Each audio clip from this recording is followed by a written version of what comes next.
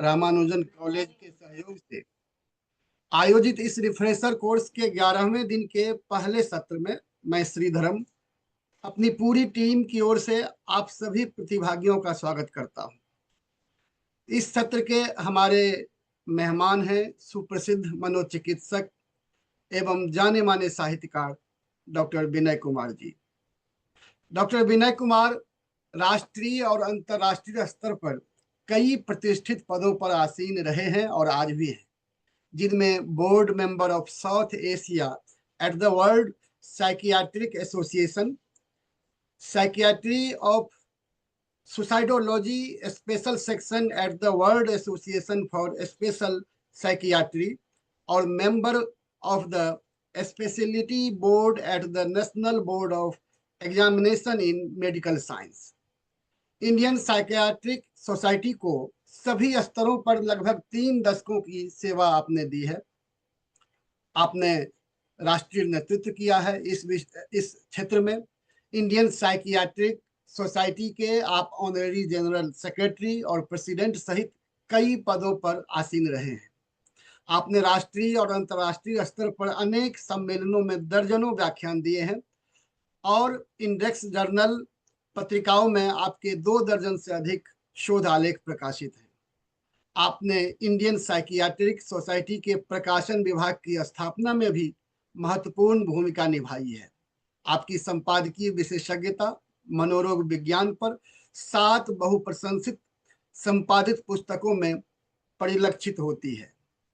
मनोचिकित्सा के क्षेत्र में राष्ट्रीय योगदान के लिए आपको 2007 में इंडियन मेडिकल एसोसिएशन द्वारा रामचंद्र एन मूर्ति पुरस्कार से सम्मानित किया गया है और आपके अंतर्राष्ट्रीय योगदान के लिए अमेरिकन साइकियाट्रिक एसोसिएशन द्वारा विशिष्ट अंतर्राष्ट्रीय फेलो के रूप में सम्मानित किया गया है। ये तो थी आपकी व्यावसायिक उपलब्धियों की झलक। आप एक प्रसिद्ध कवि और लेखक के रूप में भी समान रूप से हिंदी जगत में समादृत हैं। आपके अब तक 7 कविता संग्रह और 2 गद्य रचनाएं प्रकाशित हैं। साहित्यिक जगत में आपके काव्य प्रयोग आजकल चर्चा के केंद्र में है। कर्जे तहजीब एक दुनिया, आम्रपाली और अन्य कविताएं, मौल में कबूतर और उसके बाद यक्षिणी जिसका मंचन भी बड़े स्तरों पर देश भर में हुआ, पानी जैसा देश और फिर अभी अभी जो आपने सरस्वती के मिथ को लेकर के लिखा है श्रेयसी। आपका काव्य नाटक आत्मज जो बहुत चर्चित और प्रशंसित रहा है पिछले वर्ष। इसके अलावा गद्य की आपकी जो किताबें हैं हिंदी में, एक मनोचिकित्सक के नोट्स जरूर हम सबको पढ़ना चाहिए, मनोचिकित्सा संवाद। आपको एक मनोचिकित्सक के नोट्स के लिए अयोध्या प्रसाद खत्री स्मृति सम्मान और काव्य क्षेत्र में योगदान के लिए बनारसी प्रसाद भोजपुरी सम्मान दिया गया है।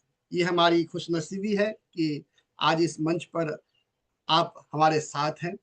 मित्रों, डॉक्टर विनय कुमार हमारे बीच आज रिलेशनशिप इशू को लेकर के बात करेंगे। रिलेशनशिप इशू अर्थात रिश्तों के मुद्दे या समस्या जो कह ले। मुझे याद आ रहा है कि 1977 में एक फिल्म आई थी घरौंदा, वहां से मैं चर्चा 2 लाइन उसकी चर्चा करते हुए मैं सर को माइक दूंगा। उस फिल्म की स्क्रिप्ट और गीत दोनों गुलजार ने लिखे थे। बचपन से ये गीत सुनता रहा हूँ, टीनेज से, तो अचानक आज ये गीत याद आया, जिसमें 2 दीवाने एक शहर में तारे को जमी पर चलाते हुए, आकाश जमी को एक करते हुए और चांद को धरती पर सुलाते हुए दोनों आबोदाना और आशियाना ढूंढने निकलते हैं। लेकिन परिणाम यह होता है कि एक अकेला इस शहर में रह जाता है जो मरने का बहाना ढूंढता है और इस अजनबी से शहर में जाना पहचाना ढूंढता है। लेकिन फिल्म का अंत बहुत अच्छा है। वो उबरने का प्रयास करता है जो वह अकेला है, और फिल्म का अंत भी गीत की 2 पंक्तियों से होता है, आवाज सुने ना कोई तो उस राह अकेले चल देना, जब हाथ पकड़ ले राह कोई उस राह को मंजिल कर लेना। ये तो हुई पुरानी बात, 77 की बात है। लेकिन आज समय बहुत आगे बढ़ गया है। तो आइए हम आज डॉक्टर विनय कुमार जी के साथ वर्तमान समय के रिश्तों की गांठ सुलझाने का प्रयास करते हैं, उनका व्याख्यान सुनते हैं, उनसे संवाद करते हैं। सर, अब मैं माइक आपको सौंपता हूं। बहुत बहुत बहुत बहुत आभार श्रीधरम जी, आपने इतनी लंबी चौड़ी बातें मेरे बारे में बताई, बहुत शुक्रिया। जहां तक मुझे अनुमान है, मैं दिल्ली विश्वविद्यालय के शिक्षकों को संबोधित कर रहा हूँ। जी जी, हेलो। इसमें दिल्ली हाँ, विश्वविद्यालय ही नहीं, देश भर के शिक्षक अच्छा, हैं, देश देश भर भर के से शिक्षक जुड़े हुए। जुड़े हैं, अरे वाह, जी जी जी जी एक बड़ी बात है। तो जी ऐसा है कि थोड़ा मैं डर भी रहा हूँ इस बात से कि जिनको मैं संबोधित कर रहा हूँ वो ऐसे लोग हैं जो लोग रोज ही लोगों को, बच्चों को पढ़ाते हैं, कॉलेज गोइंग स्टूडेंट्स को पढ़ाते हैं, उनके बारे में जानते हैं, और मैं उनसे बात करने आज बैठा हूँ। जो शिक्षक होते हैं और यूनिवर्सिटी में पढ़ाते हैं, कॉलेज में पढ़ाते हैं, जाहिर है उनका ज्ञान अलग तरह का होता है, और अकादमिक स्तर पर उनकी जो जानकारियां होती हैं वो बाकी लोगों से कहीं ज्यादा पुख्ता होती हैं, क्योंकि वो थियोरीज में और थ्योरीज के एप्लीकेशंस में, जो टीचिंग में जुड़ी जुड़ी हुई जितनी जरूरत है, उसमें उनकी बहुत गहरी बैठ होती है। तो अब आते हैं विषय पे। मैं इस डिस्क्लेमर के साथ कि मेरी अपनी सीमाएं हैं, और पता नहीं मैं आपकी उम्मीदों पे खरा उतर पाता हूं या नहीं। तो जो विषय श्रीधरम जी से मेरी बातचीत हुई थी, और जो विषय हम लोगों ने तय किया था, वो ये था कि हम लोग कॉलेज के बच्चे जो हैं हमारे, उनके रिलेशनशिप इश्यूज क्या है, क्योंकि आज ये बड़ी समस्या है। दो बातें, पहली बात तो ये कि मानवीय संबंध कोई नए नहीं है। जब से दुनिया बनी, जब से मनुष्य बने, जब से होमोसेपियंस का विकास होना शुरू हुआ, या होमो इरेक्टस का या निएंडरथल्स का, जब से इनका विकास होना शुरू हुआ, सबके सब आखिर मीटिंग तो करते ही थी, तभी तो प्रोजेनी बनती थी, तभी तो आगे की संतान बनती थी। ये जो एक मीटिंग बिहेवियर है, एक कनेक्टिंग बिहेवियर है, ये बर्ड्स में, एनिमल्स में, इंसेक्ट्स में, सब में आप देखते हैं। ऐसा नहीं कि मनुष्य के लिए खास तौर से है, वहां भी एक हर्ड कम्युनिटी बनती है, वहां भी एक समूह बनता है, वहां भी एक रिलेशनशिप बनता है। साथियों को लेकर के सोचिए तो, साथियों में अभी अभी हाथ में मनीषा कोल्टस का उपन्यास आया है, त्रिमाया। उसका जो पहला अंश है वो हाथियों पे केंद्रित है। एक ऐसे मातृसत्तात्मक, मातृवंशी समाज उनके बीच था, और कैसे उनके बीच रिलेशनशिप डेवलप होते थे, और इमोशनल रिलेशनशिप कैसे लंबे समय तक वो चलाते थे। और वो जो बच्चे का पिता बनता था, वो हाथी भी, अगर अलग है, क्योंकि झुंड में सिर्फ बच्चे रहते थे या हथिनियां रहती थी। हाथी जैसे ही बड़े होते थे, बच्चे अगर जैसे ही छेड़खानी की उम्र में पहुंच गए हाथी के, उनको निकाल दिया जाता था ग्रुप से, और फिर वो संपर्क करते थे। फिर उसके बाद तरीके से कोर्टशिप होती थी, बच्चे हुए, लेकिन वो बाप बच्चे को देखने भी आया करता था। तो ये रिलेशनशिप वहां भी है। आदमियों में तो खैर जाहिर है कि जो बहुत ही आदिम संबंध थे, समय के साथ धीरे धीरे धीरे धीरे धीरे सभ्यता के विभिन्न चरणों से होते हुए आज हम यहाँ पहुंचे हैं।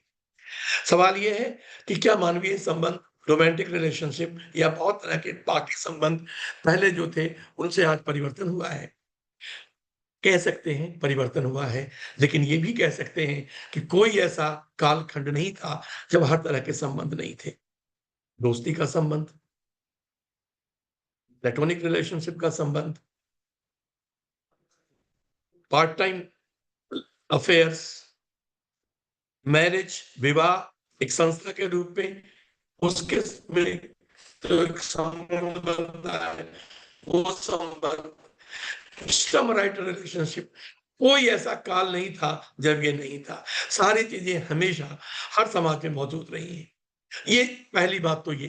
दूसरी, इसलिए हम लोग जब इस विषय पर चर्चा करने के लिए आगे बढ़े, तो अपने दिमाग में ये बात तय कर लें कि हमें जजमेंटल नहीं होना है।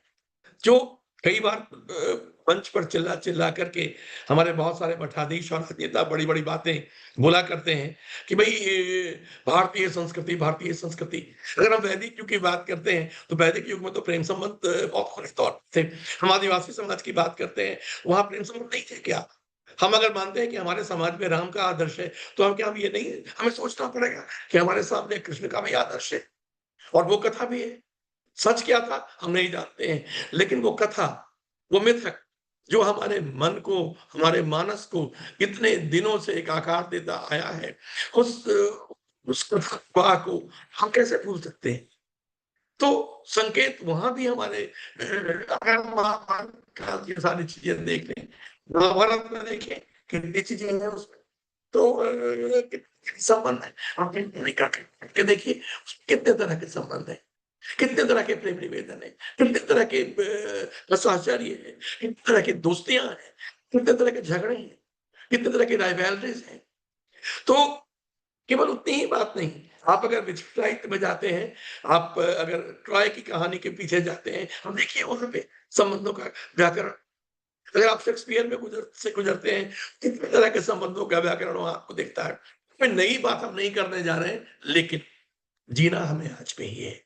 हम उसी नल से पानी पिएँगे जिसमें पानी आ रहा है और आज का पानी पिएँगे। ठीक है, वो नदी बहती चली जा रही है, लेकिन मेरे सामने जो पानी है उसी से 1 लोटा जल, 1 बाल्टी जल कुछ लेकर के अपने घर में आएँगे और उसी को पिएँगे।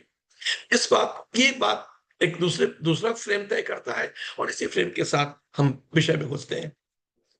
चलिए पहले बहुत एक बचकाने से कुछ स्लाइड्स हैं, उसको शेयर करते हुए आगे बढ़ते हैं कि दोस्तियों के संबंधों के कितने का रेंज क्या है। तो ये कॉलेज लाइफ बड़ा ही अजीब है। स्कूल में बच्चे दूसरे तरह से ग्रो कर रहे होते हैं और लेकिन जब कॉलेज में पहुँचते हैं तो उनमें एक तरह की ऑटोनॉमी आती है। उनको लगता है कि मैं कुछ ख़ास हो गया हूँ और मुझे अपना जीवन बनाना है। फिर वो उम्र ऐसी होती है कि उसमें वो बहुत सारी चीज़ें अपने बारे में तय करते हैं। वो लोग आगे उसकी थ्योरी पे घुसेंगे, तो बात ज़्यादा अच्छे तरह से खुल के आएगी। तो एक से वो अपने आप को एक्सप्लोर कर रहे होते हैं। वो अपने 2 मनुष्यों के बीच के संबंध को एक्सप्लोर कर रहे होते हैं। समाज, राजनीति, देश और विश्व पूरा वर्ल्ड व्यू बनाने का काम चल रहा होता है। ये सब कॉलेज में होता है। स्कूल में वर्ल्ड व्यू नहीं बनता है। स्कूल में आप सोशल इश्यूज़ को आप उस तरीके से आप नहीं डील कर रहे होते हैं। तो ये वाइब्रेंट स्टेज होता है और यहाँ पे मल्टीफैक्टोरियल प्रेशर्स होते हैं और दिशाएँ कई खुल जाती हैं एक साथ। मतलब ये 4 दिशाएँ नहीं और भी बहुत सारी दिशाएँ। तो बहुत सारी दिशाएँ खुल जाती हैं और तब इसलिए ये जो फ़ेज़ होता है, बड़ा ही चुनौतियों से भरा होता है, संभावनाओं से भरा भी होता है। अब इसको क्या बताना कि कैजुअल क्लासमेट जो होते हैं, कई बार बहुत सारे डीप लाइफ लॉन्ग बॉन्ड्स भी बन जाते हैं कि वो कॉलेज में हम साथ पढ़ते थे। मेरा ही दोस्त है जो इंग्लैंड में रहता है और हम लोग कॉलेज में मिले थे। इंटरमीडिएट के बाद जब तैयारी की थी मेडिकल एंट्रेंस की। हम मेरा क्या है कि दुनिया में मेरा सबसे अच्छा दोस्त वही है और वो मुझसे मिलने आता है, मैं उससे मिलने विलायत जाता हूँ। तो इस तरह के बॉन्ड्स भी बनते हैं और हम लोग हर बात एक-दूसरे से शेयर करते हैं। तो दूसरा रूममेट मैं ये हेडिंग्स इसलिए दे रहा हूँ क्योंकि टीचर्स को इन चीज़ों को हैंडल करना पड़ता है। कि कुछ दोस्त होते हैं वो एक-दूसरे के लिए झूठ भी बोल देंगे, जो जिनमें डीप बॉन्ड्स बन जाते हैं। फिर रूममेट्स की समस्या है, चाहे लड़के हों या लड़कियाँ। मैं क्लिनिक में बैठा रहता हूँ, कई बार आता है क्या समस्या हो रही है तो लड़की लगातार क्लास में बेहोश हो रही है और जब यहाँ मेरे सामने लाया जाता है, मैं बात करता हूँ, मुझे लगता है कि उसकी जो रूममेट है उसके साथ उसके संबंध अच्छे नहीं हैं और रूम चेंज करना पॉसिबल नहीं हो रहा है। लड़के के सामने कोई रास्ता नहीं है, वो करे तो क्या करे? बेहोश होने के सिवा और अपने दुःख को शारीरिक कष्ट के रूप में ट्रांसलेट करके बताने के सिवा उसके सामने कोई चारा नहीं रहता है। तीसरा है वो एक शेयर्ड इंटरेस्ट का जो ग्रुप होता है, जैसे कुछ लोग थिएटर में एक साथ काम कर रहे हैं, जैसे कुछ लोग स्पोर्ट्स में एक साथ एक टीम में काम कर रहे हैं, ये एक बॉन्ड बनता है और ज़ाहिर है कि इसमें थोड़ी बहुत राइवलरी ज़रूर होती है, लेकिन प्रतियोगिता होती है और ये बड़ा ही हेल्दी किस्म का रिलेशनशिप बनता है। एक और रिलेशनशिप है जिससे आप सबका संबंध है, मेंटर-मेंटी का। जब स्टूडेंट्स जो आते हैं, तो यहाँ पे बात में इशारा करना चाहूँगा कि टीचर और मेंटर में फ़र्क होता है।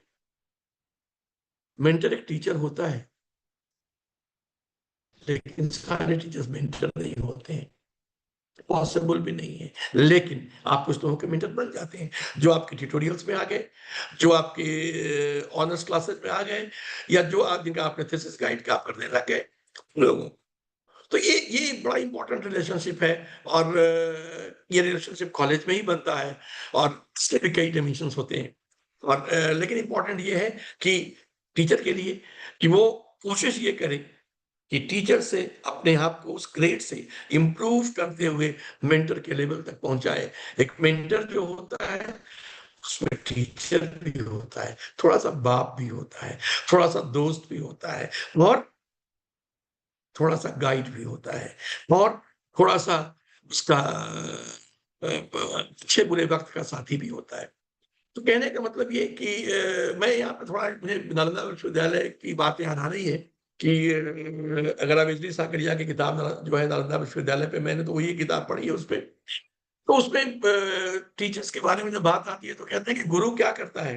तो गुरु जो है वो अपने शिष्य के का दो का से मेंटर है। वो उसका पिता भी है, उसका दोस्त सखा भी है, वो उसके साथ टहलेगा भी, उसके साथ बातचीत भी करेगा, उसकी सारी उलझनों को समझने की कोशिश करेगा, उसके दुःख में साथ देगा। शिष्य बीमार पड़ता है, उसके सिरहाने बैठ कर के उसकी सेवा भी करता है गुरु। तो ये मेंटर-मेंटी का रिलेशनशिप होता है। हमें हम ये बहुत बड़ी आइडियलिस्टिक बात या कह सकते हैं कि कहने जा रहे हैं, या कह रहा हूँ, लेकिन सच्चाई यही है कि क्या हम इस तरह कोशिश कर सकते हैं क्या? जो आज टीचर स्टूडेंट के रिलेशनशिप में बहुत सारे तनाव आए हैं, उस संदर्भ में ये बात कह रहा हूँ। फिर एक जो स्टडी ग्रुप के पीयर्स होते हैं, वहाँ थोड़ा म्यूचुअल सपोर्ट रिवैल्री वहाँ भी होती है। फिर बहुत सारे नेटवर्किंग कनेक्शंस होते हैं, तो सारे से कॉलेज में बनते हैं। इंटर्नशिप के समय, कैरियर फेयर्स के समय, एलुमनाई इवेंट्स के समय। फिर आजकल नया ज़माना जो आ गया है प्रोजेक्ट्स का, कि आप एक खास प्रोजेक्ट कर रहे हैं, उनके पार्टनर्स। सर अब तो इंडिया भी स्टार्टअप्स की कंट्री के देश में बदल गया है। तो यहाँ भी कुछ को-फाउंडर्स तरह-तरह के स्टार्टअप कॉलेज में बनने लगते हैं। मैंने तो ऐसे लोगों से मेरी मुलाकात हुई है, जो कॉलेज की पढ़ाई कर रहे हैं, उन्होंने अपना स्टार्टअप शुरू कर दिया है। खैर, अब आते हैं उस मुद्दे पे जो मर्म है। तो मर्म पे आते हैं, romantic relationship, dating, committed partnerships, situationships. ये 3 प्रकार बहुत आजकल प्रचलन में है। दरअसल मैं नहीं जानता हूँ कि आप सब अपने आप को कितना अपडेट करते रहते हैं। हो सकता है कि आप में से बहुत युवा हों, उन्हें सारी टर्मिनोलॉजी पता हो। मुझे तो ऐसी टर्मिनोलॉजीज़ जब टॉक्स देने के क्रम में जब खोजता हूँ, ढूँढता हूँ, तभी वो चीज़ें मालूम पड़ती हैं। या जो मेरे क्लाइंट्स आते हैं, क्लिनिक में मिलते हैं, उनसे मालूम होता है। या मैं स्टूडेंट्स के साथ बात करता हूँ, युवाओं से बात करता हूँ, तब चीज़ें मालूम होती हैं। एक तो डेटिंग है। ये 2 तरह की होती है, कैजुअल, सीरियस डेटिंग और ऑब्वियसली ये कॉलेज के समय में ही शुरू होती है। और ये क्यों होती है? ये उम्र है एक्सप्लोर करने की। तो इमोशन भावनाओं में तरंग उठती रहती है और उनको एक इंटीमेसी की ज़रूरत पड़ती है। जब मैं थ्योरी पे आऊँगा तो उस पे बात करूँगा। दूसरी बात ये है कि पर्सनल बाउंड्री कि क्या मैं यही हूँ? जो मेरे साल के अंदर, शरीर के अंदर जो मैं इंसान हूँ, क्या यही हूँ? या जो मैं इस यत्ता के भीतर ही कैद हूँ या बाहर भी कुछ हूँ। मेरा मेरा मैं मुझे लगता है कि मैं केवल भीतर नहीं हूँ, बाहर भी हूँ। तो अपनी पर्सनल बाउंड्री को भी वो एक्सप्लोर करने की कोशिश करते हैं। और ज़ाहिर है कि इसमें कई तरह के संबंध बनते हैं। एक जो कि कैज़ुअल डेटिंग की बात मैंने की, दूसरा कमिटेड पार्टनरशिप जो कि लॉन्ग टर्म और मीनिंगफुल। कई स्टडीज़ हैं जो बताते हैं कि जो लोग कमिटेड पार्टनरशिप में घुसते हैं और लॉन्ग टर्म कल को विवाह में परिवर्तित होता है उनका संबंध, जैसे सारे लोग बहुत ही सफल लोग होते हैं। मैं कम से कम दर्जन भर लोगों को ज़रूर जानता हूँ कि जो कॉलेज के समय दोस्ती बनी और दोस्ती धीरे, धीरे, धीरे, धीरे, धीरे दोस्ती रही। पहले वो एजुकेशनल स्टडी के लेवल पे पार्टनरशिप बनी, फिर थोड़ा इमोशनल हल्का-हल्का डेवलप शुरू होना हुआ दोस्ती वाली। उसके बाद धीरे-धीरे रोमांटिक रिलेशनशिप बदला और बाद में लोग विवाह करते हैं। तो ऐसे कम से कम दर्जन भर लोगों को जानता हूँ। तो ये वाला रिलेशनशिप जो है रोमांटिक, जो कि शुरू में रोमांटिक दिखता नहीं है, लेकिन बाद में हौले-हौले रोमांटिक होता चला जाता है। ये बड़ा इम्पोर्टेंट रिलेशनशिप है। और ये बड़ा ही बड़ी स्टडी है, ये बहुत यूजफुल रिलेशनशिप है। लेकिन जो तीसरा रिलेशनशिप है, इसको सिचुएशनशिप कहते हैं। ये मेरा ख्याल है कि इसमें से बहुत सारे लोग, आप लोगों को भी नहीं पता होगा कि सिचुएशनशिप क्या होती है। ये इस शताब्दी का टर्म है और इस शताब्दी के पहले इसकी कोई भूमिका नहीं थी। अगर अभिज्ञान शाकुंतलम में हम लोग जाएँ और वहाँ जो गंधर्व विवाह किया दुष्यंत ने और शकुंतला ने और संतान की उत्पत्ति हुई, उसको हम सिचुएशनशिप नहीं कह सकते हैं। वो एक तरीके से वो एक रोमांटिक रिलेशनशिप थी ठीक से, और वो सीरियस डेटिंग थी। अब बाद में क्या हुआ, वो अलग बात है, उस पे हम लोग चर्चा करेंगे तो अलग पूरी साइकोलॉजी बदल जाएगी उसकी। लेकिन सिचुएशनशिप पे हम लोग बात करते हैं कि ये सिचुएशनशिप है क्या? ये बहुत ही थोड़ा अनडिफाइंड, थोड़ा-सा एम्बिगुअस, थोड़ी एम्बिग्यूइटी होती है इसमें। दोस्ती है भी, नहीं भी है। एक तरह का दुचित्तापन, एक तरह की एम्बिग्यूइटी, चीज़ें ब्लर्ड हैं। यहाँ डेटिंग थोड़ी होती भी है, नहीं भी होती है। ज़ाहिर है कि दोस्ती से थोड़ा ज़्यादा। क्या है, इसको जानना ज़रूरी है, क्योंकि आप जिस पॉपुलेशन को के साथ आपको डील करना है, वहाँ पे ये चीज़ें आज की तारीख में महामारी की शक्ल ले रही है। तो ये जो फ्लूइड एम्बिगुअस रिलेशनशिप है, ये महामारी की शक्ल लेती जा रही है ना? और चलिए इसके बारे में हम लोग जानते हैं कि क्या डिटेल्स इसके होते हैं। इमोशनल बॉन्ड यूजुअली प्रेज़ेंट, हाँ, होता है। कई बार डीप होता है, लेकिन वो एक्नॉलेज नहीं करते हैं, टलता है। तब पता लगता है जब लड़का या लड़की किसी और से बात करे तो झगड़ा शुरू हो जाता है। कई बार देखते हुए किसी का मन बड़ा उखड़ा-उखड़ा है या 2 लड़कों में झगड़ा हो गया, आमतौर पे यही बात होती है। या ब्रेकअप, बहुत सारे ब्रेकअप इस वजह से होते हैं क्योंकि एक का इमोशनल बॉन्ड डीप है, दूसरे का इमोशनल बॉन्ड थोड़ा शैलो है और वो अपने पार्टनर स्विच कर लिए। चूँकि वो सिचुएशनशिप में है, वो परमानेंट रिलेशनशिप में है ही नहीं। फिजिकल अट्रैक्शन कभी प्रेज़ेंट हो भी सकता है, प्रेज़ेंट नहीं भी हो सकता है। सेक्सुअल लेवल तक चीज़ें पहुँच सकती हैं, नहीं भी पहुँच सकती हैं। लेकिन जो चीज़ नहीं होती है इसमें, वो है कमिटमेंट। इसमें लड़का या लड़की दोनों में से कोई कभी भी खुल के ये नहीं कहते हैं कि हाँ, मैं तुमसे प्यार करता हूँ। ये कमिटमेंट वहाँ पे एब्सेंट होता है और वो लोग सोशली विज़िबल होने से भी बचते हैं। वो एक कपल के रूप में सोशली विज़िबल होने से भी बचते हैं और उन लोगों के बीच जो डायलॉग होता है, वो कभी बहुत इंटेंस और कभी हल्का-फुल्का सा। तब भी थोड़ी कोशिश ये होती है कि बहुत डीप रिलेशनशिप के जो टॉक्स जिसमें फ्यूचर की बातें होती हैं या जिसमें जन्म-जन्म की बातें होती हैं या सोलमेट जैसी बातें होती हैं, ये इन बातों से इस रिलेशनशिप में लोग बचते हैं। तो एक तरह का एक शैलोनेस है इसमें, एक सतहीपन है इस संबंध में और महामारी इसी की है, जो पूरी की पूरी जो डिजिटलाइज़ेशन के बाद और ग्लोबलाइज़ेशन के बाद जो प्रेम संबंधों का कि जो एक स्केल बड़े लार्ज स्केल पे प्रेम संबंध हो रहे हैं, वो ज़्यादातर सिचुएशनशिप्स पर आ रही हैं। सवाल है कि सिचुएशनशिप में क्यों हम घुस रहे हैं?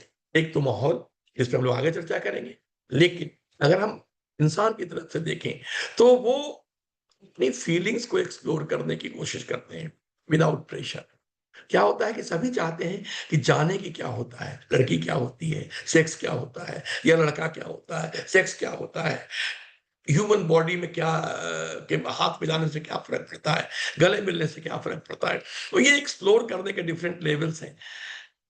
दूसरे लेकिन कह सकते हैं एक मुहावरा है, willing to be wounded but afraid of pain. प्यार करना चाहते हैं, लेकिन वो दर्द उसका उठाना नहीं चाहते हैं। तो इसलिए कमिटमेंट की बात यहाँ पे नहीं होती है। यहाँ पे सिर्फ़ कन्वीनियंस की बात होती है और इमोशनल कम्फर्ट की बात होती है।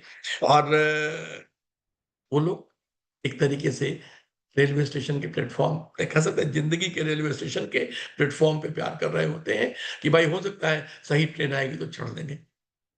तो ये करीब-करीब लगभग कह सकते हैं कि वो एक्सपेरिमेंटेशन चल रहा होता है इस फ़ेज़ में। फिर रिलेशनशिप का कॉलेज में जो कंस्ट्रक्टिव पहलू है वो ये भी है कि काउंसलिंग सेंटर्स के जो स्टाफ होते हैं उनके साथ स्टूडेंट के रिलेशनशिप बनते हैं। फिर कई बार दोस्त पीयर ग्रुप जो है वहाँ भी एक सपोर्ट सिस्टम बनता है कई बार, और कई टीचर मेंटर जो गुरु का संबंध मैंने चर्चा किया। तो ये संबंधों के रिलेशनशिप्स के प्रकार हैं, और लेकिन ज़ाहिर है कि हमारा फ़ोकस ज़्यादा रोमांटिक रिलेशनशिप पे ही होगा, क्योंकि रिलेशनशिप इश्यू जब हम कह रहे हैं, तो एक्सप्लेन अगर ना करें इसको, अलग-अलग तरीके से डिस्क्राइब ना करें, तो मानना पड़ेगा कि हम प्रेम की बात कर रहे हैं, रोमांटिक रिलेशनशिप की बात कर रहे हैं। ये जब हम लोग कॉलेज में पढ़ते थे, श्रीधरम जी कॉलेज में पढ़ते थे, या फिर मैं तो श्रीधरम जी तो मुझसे बहुत छोटे हैं, तो मैं अपनी पीढ़ी की बात करूँ तो, कि उस समय जो था, तो 90 हमारी पढ़ाई तो ग्लोबलाइज़ेशन के पहले खत्म हो गई।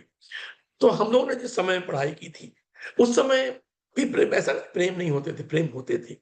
छोटी-छोटी चिट्ठियाँ दूसरे के पास से पकड़ी जाती थी, और हमें गौर करते थे कि 2 लोग एक साथ समोसा खाते हैं, या कुछ लड़के लेडीज़ हॉस्टल की तरफ जाते हैं, या लड़कियाँ कई बार किसी को चिट भिजवाती लड़के के हॉस्टल में, और पास-पास की चाय दुकानें मंडराती दिख गई। तो ये ऐसा इस ज़माने में नहीं होता था। लेकिन ये है कि कम होता था। बंधन ऑब्वियसली ज़्यादा थे, तो कुछ चीज़ें मन ही मन, आलोक धनवाई की कविता की पंक्ति है, कुछ लड़कियाँ मन ही मन भागती हैं।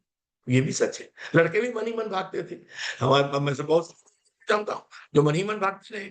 लेकिन बहुत सारे लोगों ने कदम बढ़ाए उसमें, और मामला विवाह तक पहुँचा। क्योंकि उस समय बात ये थी कि अगर दोस्ती होगी, प्रेम तक पहुँचेंगे, तो मामला विवाह तक पहुँचेगा, या तो ब्रेकअप होगा। तो अगर 1 दर्जन, मैं अगर अपने कॉलेज के दिनों को याद करूँ, ये 20 कहानियाँ अगर उस समय प्रेम कहानियाँ पनपी, तो 5-6 का मामला ब्रेकअप तक पहुँचा, और बाकी शादियों में चीज़ें बदल गईं। ये बात होती थी अंदर में कि भई उसको शादी में पहुँचाना है। लेकिन अभी चीज़ें बदल गई हैं ग्लोबलाइज़ेशन के बाद और डिजिटलाइज़ेशन के बाद। ग्लोबलाइज़ेशन ने क्या किया? देखते हैं। ग्लोबलाइज़ेशन ने क्या किया? वो ये किया कि हमारे जो कल्चरल नॉर्म्स थे, कल्चरल नॉर्म्स की बात कह सकते हैं कि वो जो हमारे जो कह सकते हैं कल्चर कॉम्प्लेक्सेस थे, जो हमारी ग्रंथियाँ थी, जो हमारे भीतर गाँठें थी, वो चीज़ें बदलने लगी हैं। एक साथ कई संस्कृतियों का पानी आ रहा है, तो पानी अब हाइब्रिड हो गया है। दूसरी बात कि ग्लोबलाइज़ेशन के पहले बहुत कम लोग माइग्रेट करते थे। अभी माइग्रेशन और मोबिलिटी, जो असम का कल्चर है वो बिहार का कल्चर नहीं है। लेकिन बिहार के लोग अगर असम में काम कर रहे हैं, तो ज़ाहिर है कि असम के कल्चर से प्रभावित होंगे। जो बंगाल की संस्कृति है, वो तमिलनाडु की संस्कृति नहीं है। लेकिन अगर 2 राज्यों के लोग एक-दूसरे की जगह काम करने को बाध्य हो गए हैं, तो टू स्टेट जो फ़िल्म बनी थी, अ, तो उस तरह की स्थिति बहुत कॉमन है। फिर कंज़्यूमरिज़्म, ये एक अलग मामला है। अभी जो लाइफ़स्टाइल, ट्रेंडिंग, उनके जो प्रचार होते हैं, और दोस्ती की परिभाषा वहाँ पे होती है, वहाँ तो ईमानदारी की परिभाषा भी है। ऑनेस्ट शर्ट, मतलब ये ऑनेस्ट शर्ट है। आप ऑनेस्ट शर्ट पहन लोगे तो फ़ील करोगे कि थोड़ा मैं भी ऑनेस्ट हो गया हूँ। तो ये जो भाषा है कंज़्यूमरिज़्म की, वो पूरी की पूरी तरह से आपकी आइडेंटिटी को चेंज कर रही है। तो ये ग्लोबलाइज़ेशन का इफ़ेक्ट है। उसके अलावा फैमिली स्ट्रक्चर, माइग्रेशन की वजह से चीज़ें बदल रही हैं। लोग पहले जो जॉइंट फैमिली सिस्टम था, वो अब रहा नहीं, और बहुत सारे नॉर्म्स बदल गए हैं हमारे। डिजिटलाइज़ेशन ने क्या किया? Hyper connectivity. हम इतनी चीज़ों से जुड़े हैं कि हम अकेले हो गए। अपने कमरे में बैठ कर के हम सारी दुनिया से जुड़े हैं।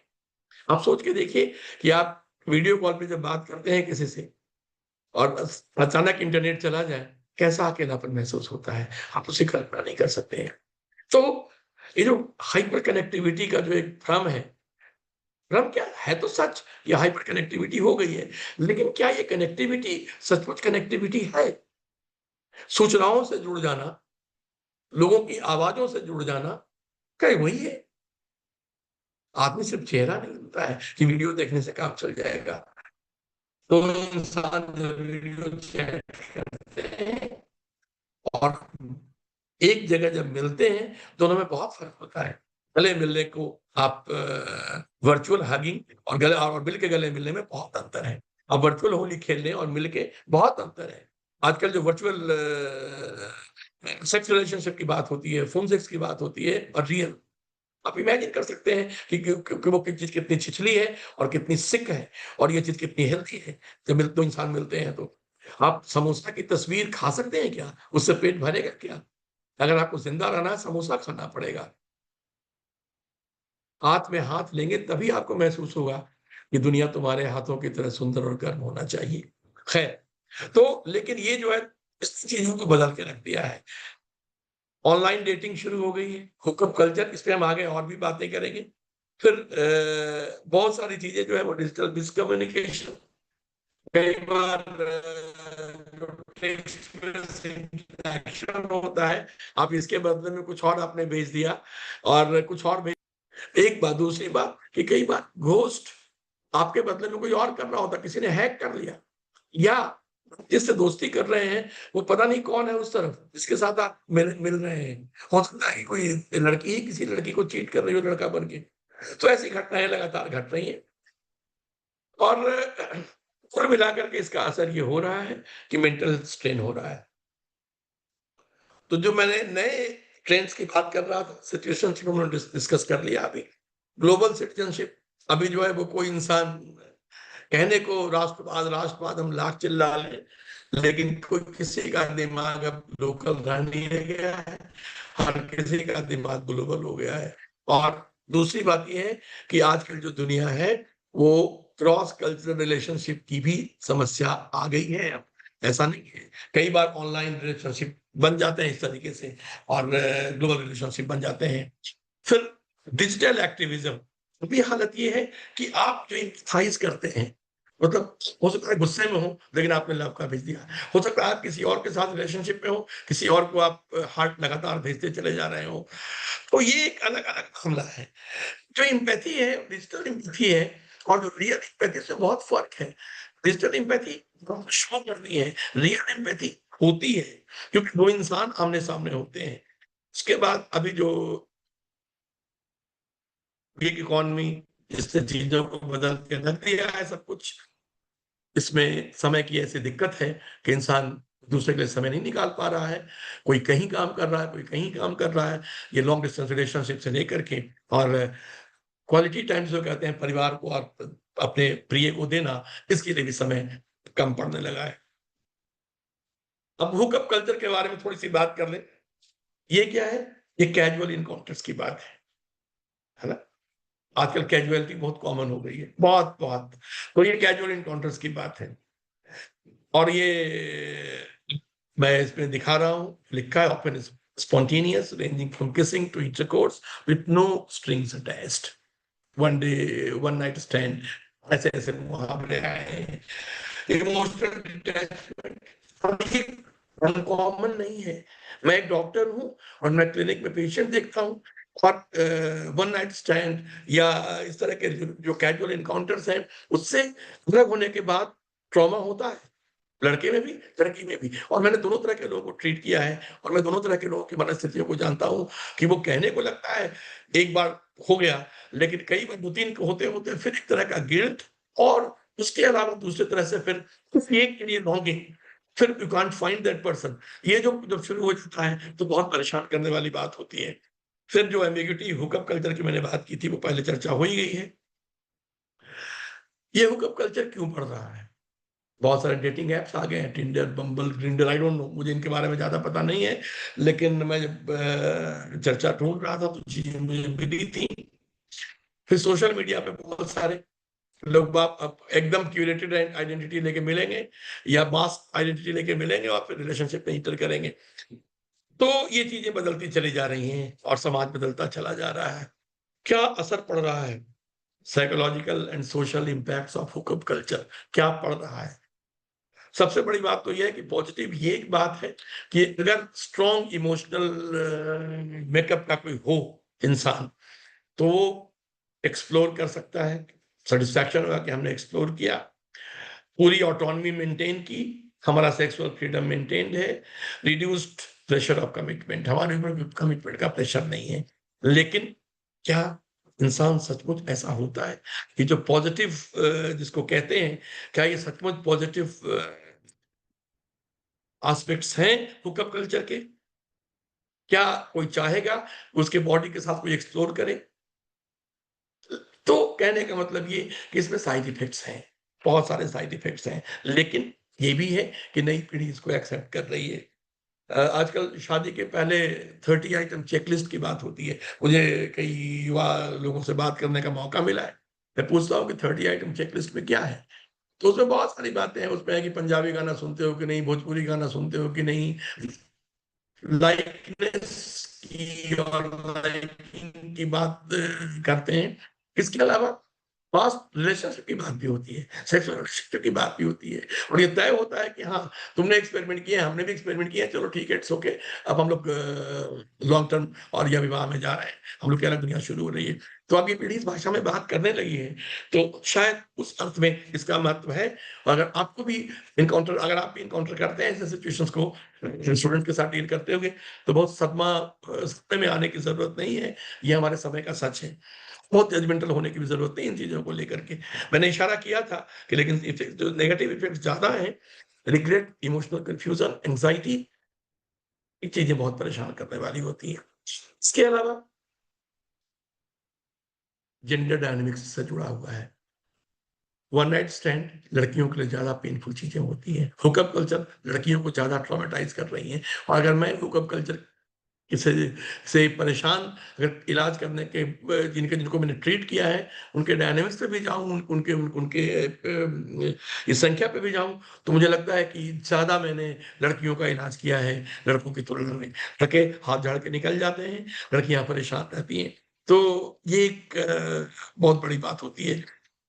इसके अलावा ये हुकअप कल्चर की वजह से एंग्ज़ायटी, डिप्रेशन बहुत बढ़ रहा है। क्योंकि जाने-अनजाने आप जब उसमें घुसते हैं, तो कई बार आप मिलते हैं, अलग होते हैं, तो मैंने इशारा किया कि आपको मेंटल ट्रॉमा तो होना ही है। आप जब जुड़ते हैं, 2 इंसान जुड़ेंगे, तो बॉडी जब भी जुड़ता है, थोड़ा बहुत मन भी जुड़ता है और जब अलग होंगे, तो उसको लेकर के जुड़ेंगे। और दुनिया में कहें कि हम स्मार्ट हो गए, मॉडर्न हो गए, आप अमेरिकन नहीं हैं। आप अमेरिकन की तरह आपका माइंडसेट नहीं है, इसलिए आपके अंदर गिल्ट भी आएगा और रिमोर्स भी आएगा। आपका आपका दिल आपको आपको कोसेगा और आप जब घर जाएँगे तो आपको लगेगा कि आपसे गलती हुई है और गिल्ट किसी के भीतर एक बार घुस जाए, तो बहुत बुरी तरह से आदमी परेशान होता है और बहुत इंटेंस एंग्ज़ायटी, डिप्रेशन की तरफ आप जा सकते हैं।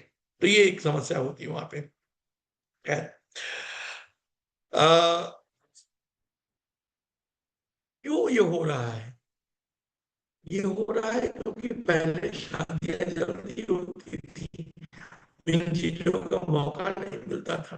लेकिन आज की तारीख में चीज़ें ज़्यादा इम्पोर्टेंट हो गई हैं। स्टेबल करियर, घर लेते हैं, फलाना करते हैं, उसके बाद शादी करेंगे। तो चीज़ें डिले होती हैं सब कुछ, तुरंत कुछ मिलता नहीं है। तो उसके चक्कर में अब करें क्या? कमिट भी तो कैसे करें? उपलब्ध यही है, तो उसके साथ एक्सपेरिमेंट करने लग जाते हैं। है ना? क्योंकि ये इमर्जिंग एडल्टहुड का फेज़ है। जब हम थ्योरीज़ की बात करेंगे, तो उसमें ये चीज़ें आएँगी। तो hookup culture basically experiences over permanence की थ्योरी है और चीज़ें ऐसी हो रही हैं। फिर इकोनॉमिक जो चेंजेज़ हुआ है, उसकी वजह से भी चीज़ें बदल रही हैं कि आप लोग अपनी ही जॉब सिक्योर नहीं है। आप खुद ही एक्सपेरिमेंट कर रहे हैं कि हमने अभी स्टार्टअप शुरू किया है, बट लेकिन हो सकता है कि हम दोबारा माइक्रोसॉफ्ट में जाकर जॉब करें। तो ऐसे में लोग लॉन्ग टर्म रिलेशनशिप को डीप्रायोरिटाइज़ कर रहे हैं कि भाई मेरा प्लान तो अभी हम यहाँ पे काम कर रहे हैं बैंगलोर में, मुझे जाके काम करना है अमेरिका में कर दो। तो यहाँ तब तक शॉर्ट टर्म रखते हैं, अमेरिका जाएँगे तो लॉन्ग टर्म का सोचेंगे। तो ये एक स्ट्रैटेजी भी हो गई है। तो relationship choices become economically strategic. अब ये एक नया नया मामला आ गया है। कहने का मतलब ये कि बदलते समय में ग्लोबलाइज़ेशन, डिजिटलाइज़ेशन और नई इकोनॉमी जो आ गई है, इसने चीज़ों को बदल के रख दिया है। और फिर दूसरा एक और भी है इसकी वजह से कि आजकल जेंडर रोल्स भी बदल रहे हैं। ऐसा नहीं है, लड़कियाँ आगे आ रही हैं, ऑटोनॉमी माँग रही हैं और सेक्सुअल एंड रोमांटिक रिलेशनशिप में इक्वल पार्टिसिपेशन के लिए आगे आ रही हैं। एलजीबीटीक्यू वाला कंपोनेंट भी आ गया है। तो एक खास फ्रीडम है, इसकी भी एक्सपेरिमेंटेशन है। कई बार कॉलेज में पहुँच के लोगों को पता लगता है कि मैं लेस्बियन हूँ या गे हूँ। तो ये भी एक चीज़ें दिल्ली, एक्चुअली आप लोग दिल्ली या जो लोग हैं या मेट्रोपॉलिटन सिटीज़ में हैं, उनको ज़्यादा अंदाज़ा इस बात से लगेगा। दूसरा जो असर हो रहा है वो है मीडिया की वजह से, mirroring and modelling. Mirroring and moulding, media आपको मोल्ड भी कर रहा है, मिरर भी कर रहा है। आप सिनेमा जो देख रहे हैं, वो जो बदलाव आ रहे हैं उनको सिनेमा में दिखा देता है, और उसके अलावा वो आप सिनेमा देखते हैं तो आप उस तरीके से बिहेव करने लग जाते हैं। एक बहुत अजीब स्थिति हो गई है, और मीडिया में बहुत ही ज़्यादा ड्रामेटाइज़ेशन है। आज की बहुत सारी फ़िल्में देखते हैं, तो आपको थोड़ा अजीब लगेगा कि उसमें जो डिस्क्रिप्शन है, वो 3 कंपोनेंट बड़ा हाई इम्पोर्टेंट उसमें है, एक आयरनी का, ग्लैमर का और एंग्स्ट का। लेकिन अब ये है कि ग्लैमर इतना हावी हो जाता है कि जो आयरनी है उसको हमारा जो युवा मानस है समझ नहीं पाता है, और एंग्स्ट को मानता है कि okay, it's part of life. ये वजह होती है। खैर, तो ये चीज़ें बदलती चली जा रही हैं, और हुकअप कल्चर जो है, वो 21st century versus traditional values का जो टेंशन है, वो टेंशन चल रहा है, और पूरा देश इससे जूझ रहा है। अब आते हैं साइकोलॉजी ऑफ रोमांटिक रिलेशनशिप पे। मेरा ख्याल है बहुत सारे आप में हो सकता है कि साइकोलॉजी के टीचर्स भी हों, तो अगर मैं कोई गलती करूँ तो मुझे माफ़ कीजिएगा, जी। क्योंकि आप आपकी थ्योरी हमारा जैसे क्लिनिशियन की थ्योरी से ज़्यादा साउंड रही होगी। साइकोलॉजी ऑफ रोमांटिक रिलेशनशिप्स, दरअसल ये बहुत इंपॉर्टेंट है जानना कि इस एज में क्या होता है। इस एज में साइको सोशल डेवलपमेंट हो रहा होता है। एडल्टहुड में इंटर कर रहे होते हैं 18 से 25 के बीच में। आइडेंटिटी को अपनी एक्सप्लोर कर रहे होते हैं। आइडेंटिटी जो बन रही थी, जिसको जुंग कहते हैं कि इंडिविजुएशन, आप जब टीनेज में पहुंचते हैं तो अपनी आइडेंटिटी ढूंढना शुरू करते हैं, और धीरे धीरे करके आप एक उम्र तक पहुंच के आप एक खास इंडिविजुअल के रूप में बदल जाते हैं। तो आइडेंटिटी एक्सप्लोरेशन और इमोशनल मैच्योरिटी का भी काम होता है, क्योंकि उस साथ तक है कि आपका ब्रेन भी मैच्योर हो रहा होता है। ब्रेन का जो जो जो जजमेंट का, ब्रेन का जो जो एथिक्स का, जो डिसीजन मेकिंग का जो कंपोनेंट है, उससे 25 साल के आसपास ज्यादा बेहतर तरीके से मैच्योर होता है। तो कुल मिलाकर के आपका जो इमोशनल मैच्योरिटी है वो भी धीरे धीरे आ रही होती है, और आप सोशल डायनामिक्स के थ्रू नेविगेट करना भी सीखते हैं। यानी राजनीति को, राज स्कूल के बच्चे राजनीति से क्या उनका संबंध, लेकिन आप पॉलिटिक्स को समझने की कोशिश करते हैं। जो मैंने शुरू में इशारा किया था, वर्ल्ड व्यू आपका डेवलप हो रहा होता है। तो ये जो फेज है, वो इसलिए इसकी साइकोलॉजी को थोड़ा बहुत समझना ज़रूरी है। एक और इम्पोर्टेंट बात जो कि मैं शेयर कर रहा हूँ यहाँ पे, लव को लेकर जो फ्रॉइडियन कॉन्सेप्ट है। फ्रेंडशिप में क्या होता है? पूरा का पूरा कंसर्न एक-दूसरे के प्रति। सेक्स में क्या होता है? लस्ट।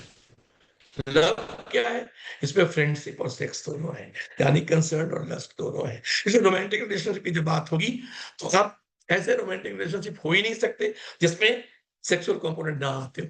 तो ये जो रिलेशनशिप का जो ये डायग्राम है, ये बड़ा इम्पोर्टेंट है, और मेरा ख्याल है कि टीचर्स जब बच्चों को समझने की कोशिश करें, उनके माइंडसेट को, तो इस बात को दिमाग में रखें। अब थियरी है वो क्या कहती है? जेफरी आर्नेट की थियरी है इमर्जिंग एडल्टहुड की, जो 18 टू 25 इयर्स के एज को कवर करने वाली बात है इसमें। और यहाँ पे क्या होता है? यहाँ पे आइडेंटिटी का एक्सप्लोरेशन चल रहा होता है, लाइफ में इंस्टेबिलिटी रहती है, और अपने आप पे फोकस करने का दबाव रहता है। फिर वो अपने रोल के साथ एक्सपेरिमेंट कर रहे होते हैं। एक्सपेरिमेंट कर रहे होते हैं दोस्त के रूप में, स्टूडेंट के रूप में, फैमिली मेंबर के रूप में, सिटीजन के रूप में। बहुत सारे वैल्यूज के साथ एक्सपेरिमेंट कर रहे होते हैं। स्कूल से जो वैल्यूज लेके आए थे, बदलते समय में दुनिया में जब आते हैं तो अपने वैल्यूज एक्सपेरिमेंट करते हैं, फिर रिलेशनशिप के साथ भी करते हैं, और इसी में तरह-तरह के रिलेशनशिप बनते हैं। तो रोमांटिक रिलेशनशिप जो है, रोमांटिक पार्टनरशिप जो है, वो उनके लिए बड़ा इम्पोर्टेंट होता है, बड़ा मुख्य क्षेत्र है उनके लिए सेल्फ डिस्कवरी का, इंटीमेसी, लगाव को समझने का, अब फिर कॉम्पैटिबिलिटी को टेस्ट करने का कि हम किसके साथ दोस्ती करें, कैसी पार्टनर मुझे चाहिए, फिर अपने इमोशनल मैच्योरिटी को अटेन करने का, और न इंस्टेबिलिटी जो अनसर्टेनिटीज है, ट्रांजिशंस है करियर में और लाइफ में, उसके साथ उसके थ्रू नेविगेट करने का। होता क्या है कि कई बार वो नेगोशिएट करके फिर आगे बढ़ जाते हैं, कई बार स्ट्रेस में पड़ते हैं, डिसास्टर में पड़ते हैं, नहीं कर पाते हैं। तो ये दोनों स्थितियां आपको मिलेंगी।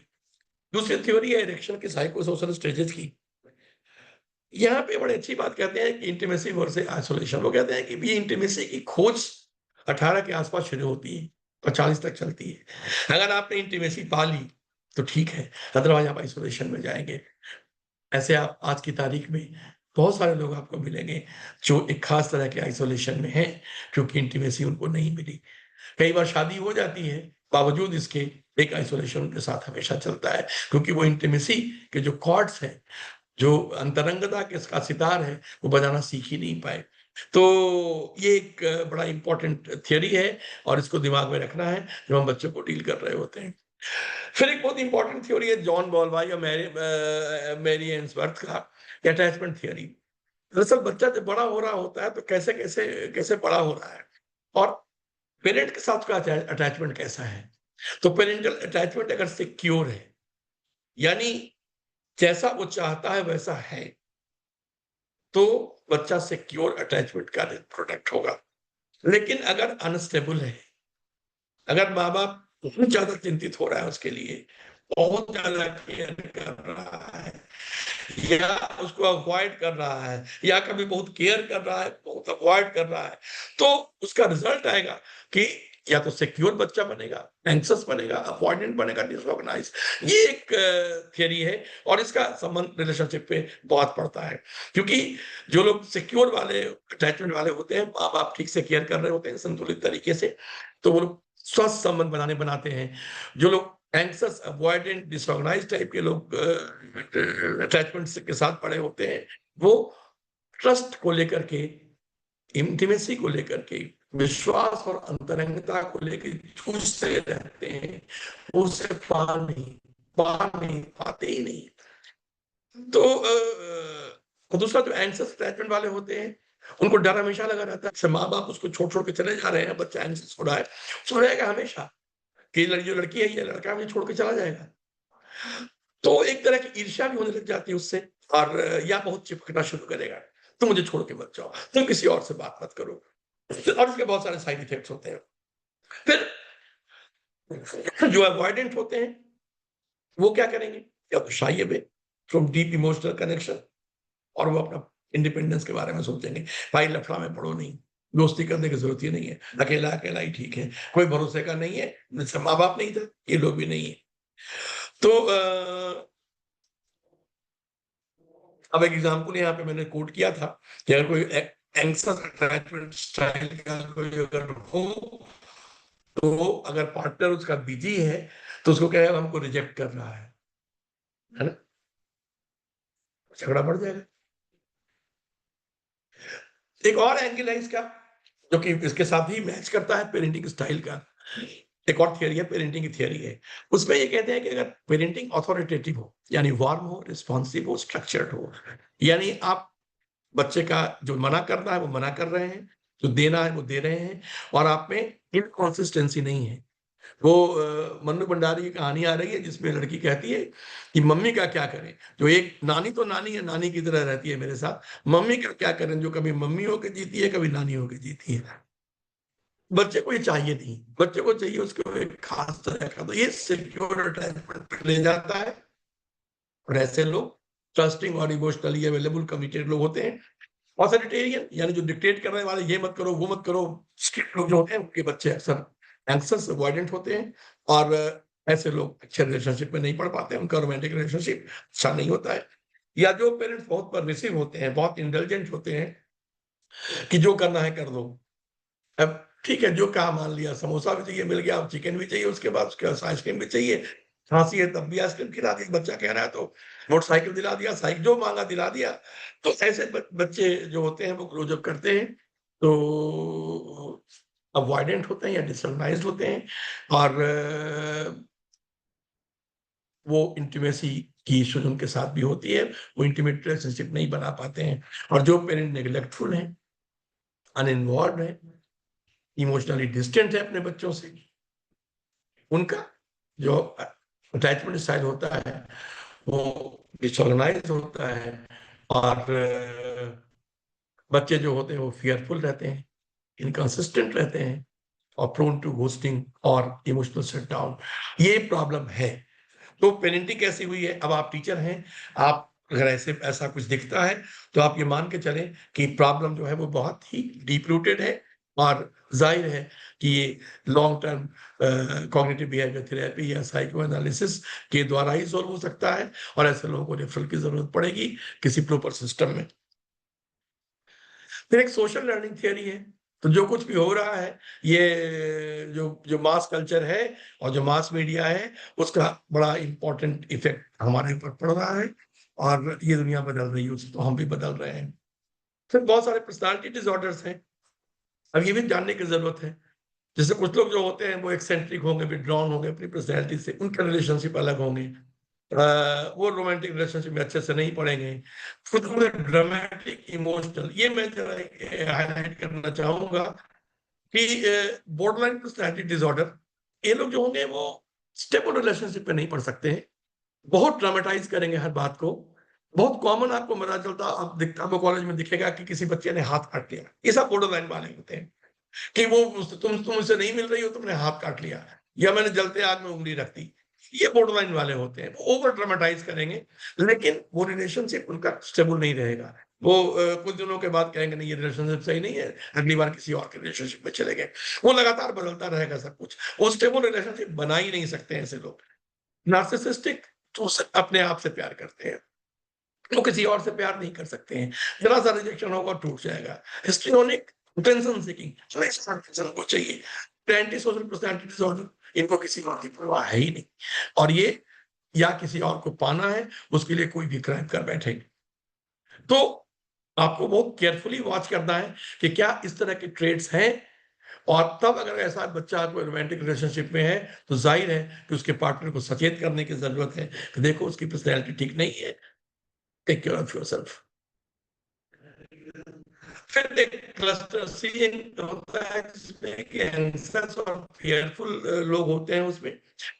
तो ये वाले जो है वो खुद ही बहुत अच्छा रिलेशनशिप नहीं बना पाते हैं, और इनको अगर हेल्प करना है तो इनकी एंग्जाइटी को ऑब्वियसली साइकोलॉजिकल सपोर्ट के द्वारा इनको दूर किया जाएगा, तो रोमांटिक रिलेशनशिप में इंटर करेंगे। मेरा ख्याल है कि टीचिंग लेवल पे टीचर्स के लिए बहुत इंपॉर्टेंट नहीं है कि आप उतना हेल्प करने जा रहे हैं, अपना टाइम होता है कॉलेज में। चलिए तो आते हैं common psychological problems in romantic relationship. क्या क्या कॉमन साइकोलॉजिकल प्रॉब्लम है? तो सबसे बड़ा प्रॉब्लम होता है कि जो भी बच्चे पहुंचते हैं वहां पे इमोशनली मैच्योर नहीं होते हैं, अनुभव भी उनके पास नहीं होता है ना? ये अमेरिकन स्टडी है जिसमें कि 35% students report relationship difficulties impacting academics. Sir ये भी पड़ता है क्योंकि एक साथ दोनों चीजों को संभाल नहीं पाते हैं। दूसरी दूसरी समस्या क्या है कि वहां पे स्ट्रगल चलता होता है हमेशा, आइडेंटिटी को एक्सप्लोर करने का और कमिटमेंट का। जो एक्सप्लोर करेगा वो कमिट कैसे करेगा, तो ये एक बहुत बड़ी समस्या होती है। तीसरी समस्या होती है jealousy and insecurity. Insecure attachment style या फिर जो अवॉइडेंट है, ऐसे लोगों में बड़ा कॉमन है ये कि जेलसी और इनसिक्योरिटी। बहुत सारी फिल्में ऐसी बनती हैं जिसमें आपको देखने को मिलता होगा कि वो चीजें कहाँ पहुंचा रही हैं।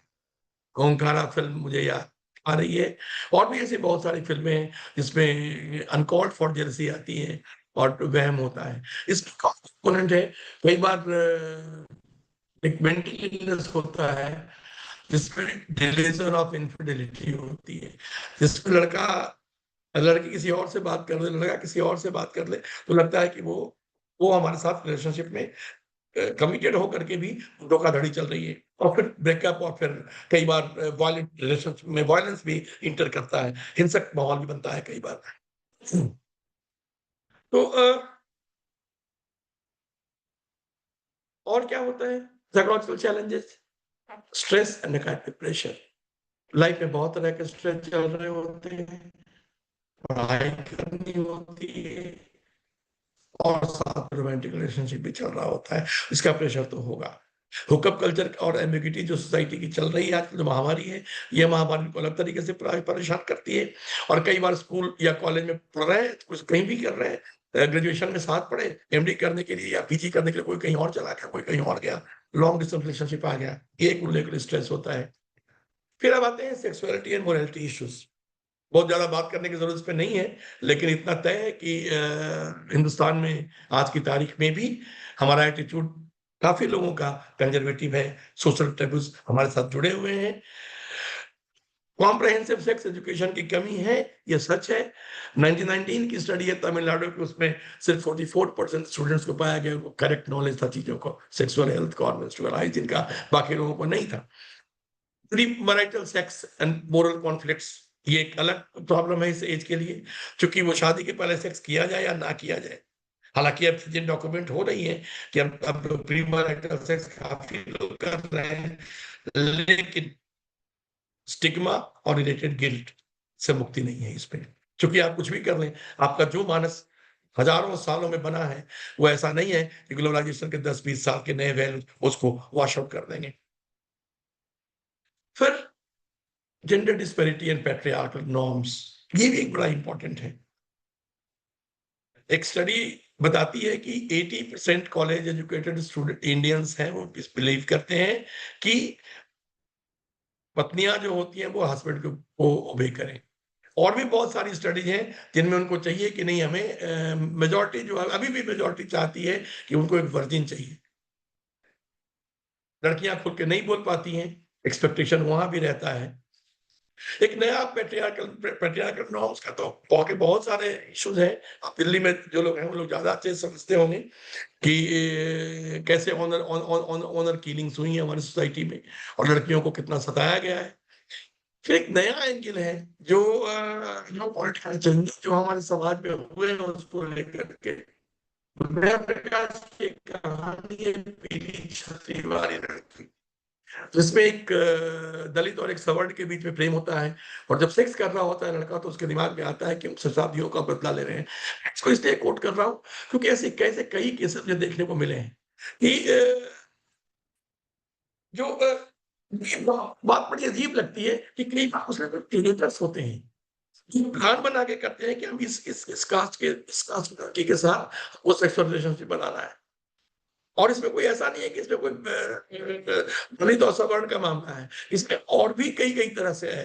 किसी को मतलब किसी खास पिछड़ी जाति के व्यक्ति ने सताया हो तो वो ब्राह्मण बदला ले रहा है उससे। कोई बदला लेने वाला एक नया एक जो कल्चर जो डेवलप हुआ है कॉलेजेस में, ये एक बड़ी अजीब बात है और बहुत डरावनी बात है। तो मेरा ख्याल है कि पीली छतरी वाली लड़की में जो एक संकेत है, वो एक संकेत भर नहीं है, वो शायद वो चीजें समाज में उस पैमाने पे भी उदय प्रकाश जी ने ऑब्जर्व की होगी और एक psychiatrist के रूप में मैं तो observe कर ही रहा हूँ। ये चीजें ही बदल रही हैं। दूसरी चीज जो है कि हुकअप कल्चर और मीडिया की वजह से एक बात बहुत कॉमन हो गई है कि खास तौर से जो पोर्नोग्राफी का जो पूरा का पूरा ज़खीरा हमारे सारे सिस्टम पे घुसाया है, उसमें हाइपर सेक्सुअलाइजेशन ऑफ वुमेन।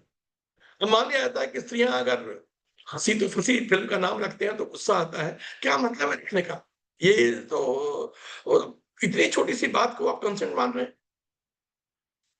तो ये एक बड़ी बुरी स्थिति है। पिंक फिल्म का यहाँ पे जिक्र करना जरूरी है, तो मैं इशारा कर रहा हूँ, बाकी तो फिल्म सबने देखी ही होगी। फिर दूसरी समस्या जो है वो ये है कि मोरालिटी को लेकर के कि पॉक्सो एक्ट है, यहाँ 18 साल का है, 18 के आसपास कई बार एज भी क्लियर नहीं होता है। तो बॉम्बे हाई कोर्ट ने भी नोटिस किया था कि यहाँ पे एक कंसर्न का मामला ग्रे एरिया में चला जाता है, अराउंड 18। ये भी एक कंपोनेंट है कई बार। तो कंसर्न का मामला भी बड़ा अनोखा मामला है। मैं एक छोटी सी कहानी बताऊंगा इसमें। मेरा एक पेशेंट था, 18 साल से थोड़ा कम ही का था, शराब पीता था।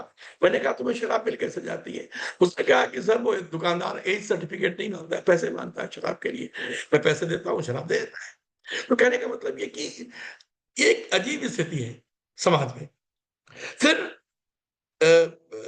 जो विदेशी जर्नल्स हैं या जो रिव्यूअर्स हैं, वो इंडिया को लेके कमेंट करते हैं कि इंडिया में कैंपस रिस्ट्रिक्शन बहुत है, मोरल पुलिसिंग बहुत होती है, कि लड़के यहाँ पे तो कॉरिडोर में किस नहीं कर सकते हैं और फलाना काम नहीं कर सकते हैं, लाइक दैट।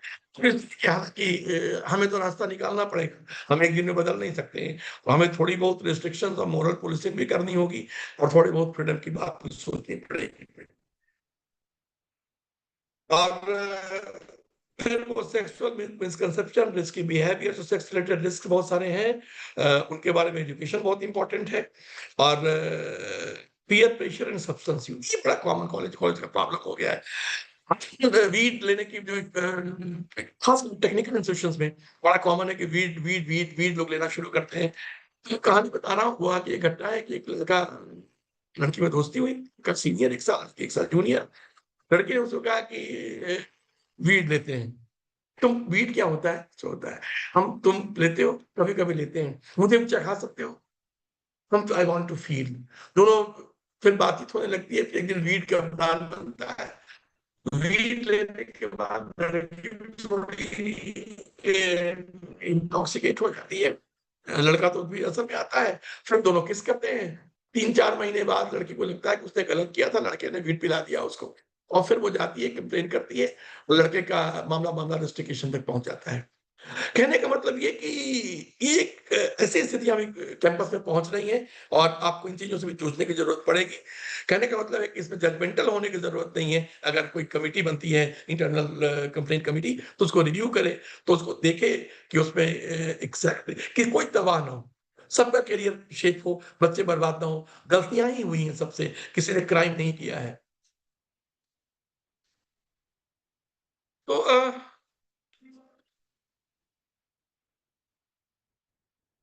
अब आते हैं वे ऑफ सॉल्यूशंस, हम लोग क्या करते हैं। So the question is, do we really have in-campus solution for psycho-biosocial problems?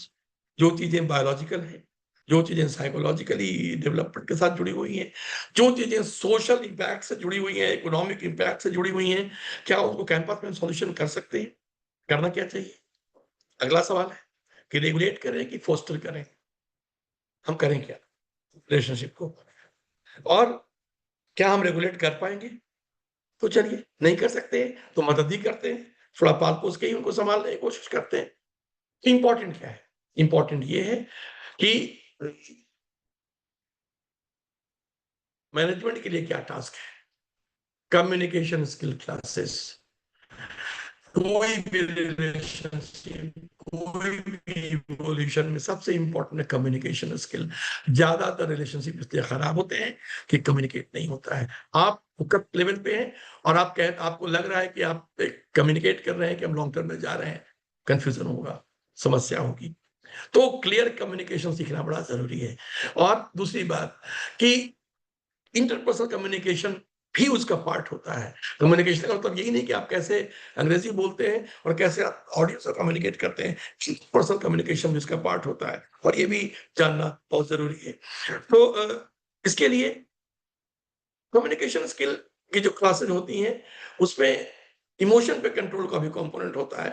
तो अगर वो आप शुरू कराते हैं, तो इमोशनल रेगुलेशन में बेटर हो सकता है और ये एक तरीका है कि जिससे आप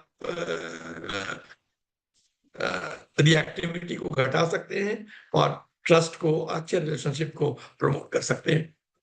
दूसरा, कैंपस काउंसलिंग सर्विसेज या दूसरा मैनेजमेंट के लिए टास्क है ये। विंडो होना चाहिए जहाँ पे बच्चे जाके वेंट आउट कर सकें। अपने पर्सनैलिटी प्रॉब्लम को आइडेंटिफाई करना, अगर कोई साइकोलॉजिस्ट प्रॉपर वहाँ हो, उसके साथ बात करके फिर अपने पर्सनैलिटी प्रॉब्लम्स को आइडेंटिफाई कर सकते हैं। अपने इमोशन को रेगुलेट करना सीख सकते हैं। अपने रिलेशनशिप को मैनेज करना सीख सकते हैं।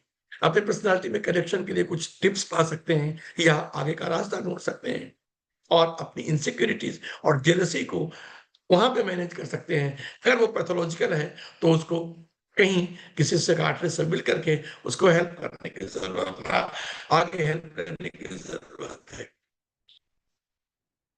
लेकिन हेल्दी रोमांटिक रिलेशनशिप कैसे हो?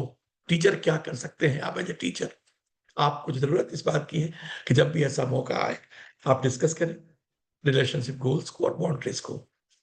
यही तय करेगा। आप जब रिलेशनशिप का गोल और बाउंड्रीज, जब बाउंड्रीज है और गोल्स है, तो इसमें कई चीजें आ जाएंगी। उसमें करियर की गोल्स आएंगे, करियर की बाउंड्री भी आएंगी।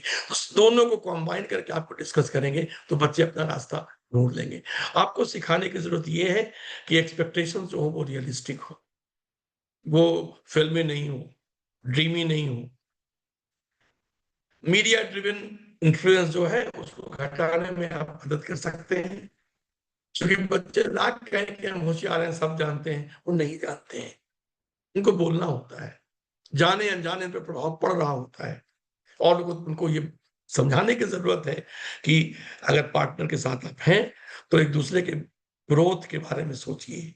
बस, नोबडी इज कंप्लीट, परफेक्शन का एक्सपेक्टेशन ना करें, दोनों को म्यूचुअली ग्रो करना है। प्रैक्टिकल टिप क्या है? Have open conversation about commitment,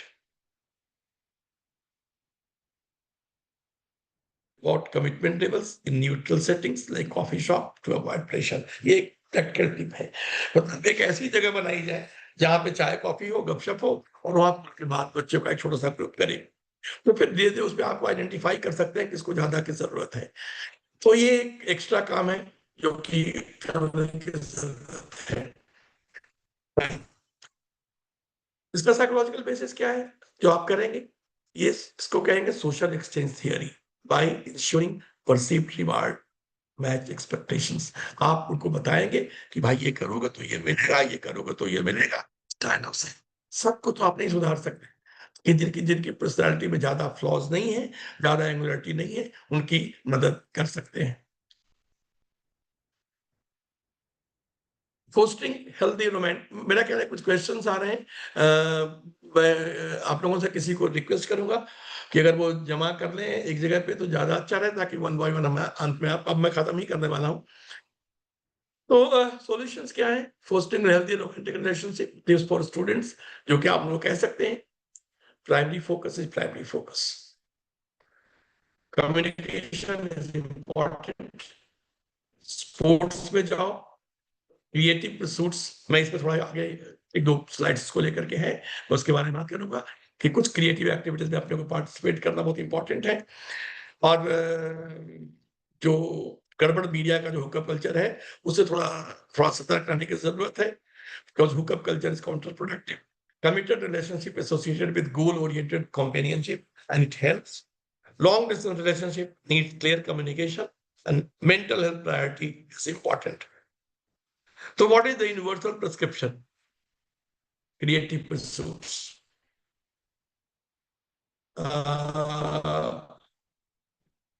मैं ज्यादा बात नहीं कहूंगा इसमें, मैं ये कहूंगा कि होता क्या है, फ्रॉइड की जो थियरी है उसमें, कि आपके जितनी भी गड़बड़ियां होती हैं, जो भी लाइफ में आप झेलते हैं, जो आप क्रिएटिव परसूट में लगते हैं, आर्टिस्टिक एक्टिविटी में लगते हैं, कुछ भी क्रिएट करना शुरू करते हैं, तो आपके भीतर जो कुछ भी रिप्रेस्ड है वो बाहर आता है। और जब बाहर आता है तो जो गंदा है वो सबलाइन होता है, जो कहते हैं तो वो एक तरह से सब्लिमेशन का प्रोसेस होता है, और फिर आपका सुपर ईगो एक्टिव होकर उसको एडिट करता है तो क्रिएटिव प्रोडक्ट बनता है। तो जब आप क्रिएटिव प्रोडक्ट बनाना शुरू करते हैं तो अपने अंदर के कचरे से आप मुक्त हो सकते हैं, अपने अंदर एक सबलाइन प्रोसेस शुरू कर सकते हैं, और अपनी पर्सनालिटी की एडिटिंग सीख सकते हैं। तो ये एक बड़ी इंपॉर्टेंट थ्योरेटिकल कॉन्स्ट्रक्ट है क्रिएटिव चीजों को लेकर के। दूसरी जो थियरी है जैकब एल मोरेनो की, ये कहते हैं कि जो जो ज्यादा साइकोलॉजी इस तरह के संबंधों में होती है, मैं उसको एक्स्ट्रापोलेट करके यहाँ तक ला रहा हूँ, तो उसमें क्या होता है कि एक तरह की थिंकिंग, एक चीज का चर्वित चरण जो हिंदी में कहते हैं, हैबिचुअल थिंकिंग शुरू हो जाती है। आप उससे कैसे निकलेंगे? तो उनका कहना है, प्रेरणा का, कि नहीं, आप अगर निकलेंगे तो आप निकलेंगे एक्शन से। एक्शन किस किस लेवल पे?